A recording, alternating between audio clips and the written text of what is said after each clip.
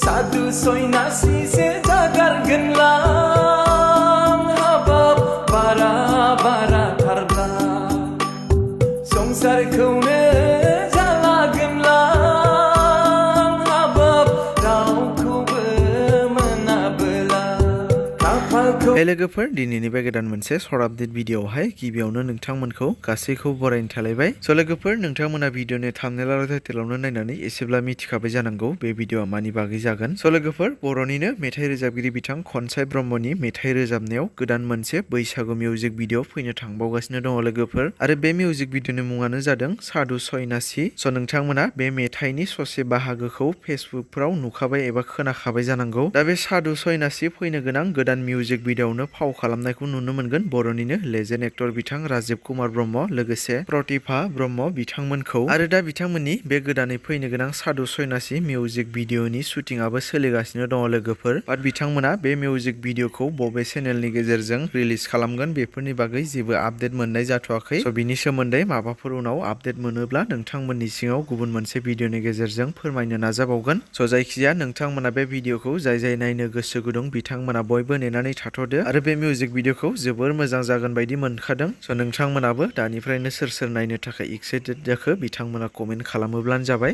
स' बिदिब्ला लोगोफोर दासिमनि सर्ट आपडेट भिडिअआ बेखिनियानोमोन। जुदि नोंथांमोना भिडिअखौ नायनानै मोजां मोनदोंब्ला लाइक खालामदो, आरो बेफोरबायदिनो माखासे बर'नि फैनो गोनां मिउजिक भिडिअ आरो बर' सावथुनफोरनि बागै आपडेटफोरखौ मोनबाय थानो थाखाय चेनेलखौ साबस्क्राइब खालामाखैब्ला साबस्क्राइब खालामनानै खाथिनि बेल आइकनखौबो अल प्रेस खालामना लायोब्लानो जाबाय।